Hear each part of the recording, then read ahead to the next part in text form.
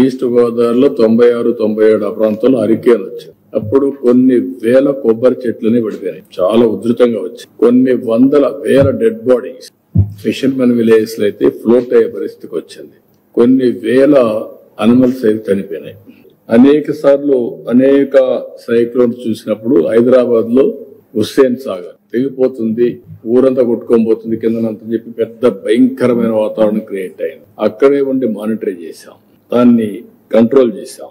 అదే మరిగా మన దగ్గర ప్రిపేర్ అయితే సూపర్ సైక్లోన్ ఒరిస్సా క్రాస్ అయితే మనం మెషరీ అక్కడికి పంపించాం.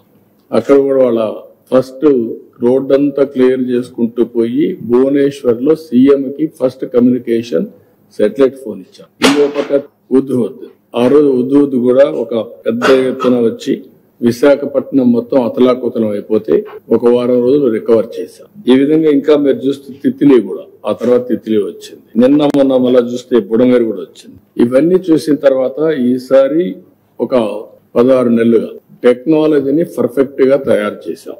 ఇక్కడ మీరు చూసినటువంటి ప్రెజెంటేషన్ లో చాలా సిస్టమేటిక్ గా టెక్నాలజీ అంతా కూడా ఒక పద్ధతి ప్రకారం చేసి దాన్ని ఎక్కడికక్కడ మీరు చూస్తే నేను చాలా సార్లు మీకు చెప్పాను, 1 గవర్నమెంట్ 1 సిటిజన్.